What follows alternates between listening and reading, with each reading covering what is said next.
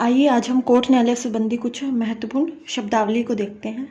तो पहला शब्द है न्यायालय या कोर्ट। तो न्यायालय या कोर्ट लिखने के लिए हमें इसे लिखेंगे न, या, ल और य, न्यायालय।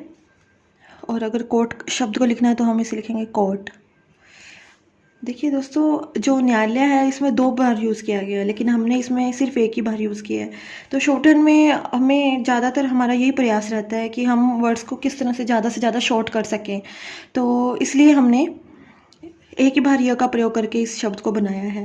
तो न्यायालय में एक बात और ध्यान रखिएगा कि ल मैंने ऊपर से नीचे की तरफ जो प्रयोग किया जाता है उसका प्रयोग किया है। ल 2 प्रकार से यूज़ किया जाता है, एक डाउन टू अप और एक अप टू डाउन।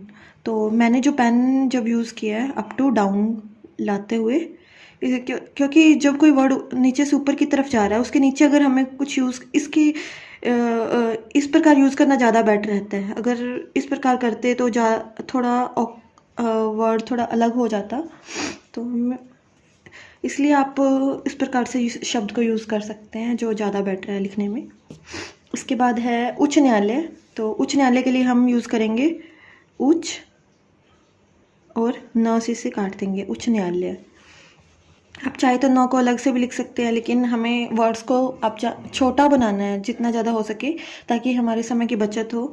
इसलिए हमें इस प्रकार से यूज़ करना इसे बेटर है, उच्च न्यायालय। उसके बाद है उच्चतम न्यायालय। तो च और म लगा के उच्चतम और न से काट देंगे न्यायालय। ठीक है। उसके बाद है हाई कोर्ट। तो हाई कोर्ट के लिए ह वर्ड का प्रयोग करते हुए इसके साथ में हम कोर्ट लगा देंगे, हाई कोर्ट। आप चाहे तो यह भी ऊपर प्रयोग कर सकते हैं, हाई यह लगा के फिर उसके बाद हाई कोर्ट, लेकिन मेरे हिसाब से इस प्रकार से इस वर्ड को यूज़ करना ज़्यादा बेटर है। तो उसके बाद है सुप्रीम कोर्ट। तो सुप्रीम के लिए हम यूज़ करेंगे सुप्रीम और क से काट देंगे सुप्रीम कोर्ट। तो सुप्रीम देखा जाए तो हम पर शब्द इस प्रकार से यूज़ करते हैं पर, और स व्रत वैसे आगे की तरफ होता है। लेकिन अगर हम किसी वर्ड को शॉर्ट बनाना चाहते हैं तो पर के साथ अगर हम स को जोड़ दें इस प्रकार से स पर पढ़ा जाएगा, स पर, और म सुप्रीम और क सुप्रीम कोर्ट। ठीक है। इसके बाद है गिरफ्तारी। तो गिरफ्तारी के लिए गिरफ और तारी का चाप लगा के इस शब्द को ख़त्म करेंगे, गिरफ्तारी। इसके बाद है खिलाफ। अब ये जो शुरू में डैश यूज़ किया गया, ये ख वर्ड हम इस प्रकार से लिखते हैं ख।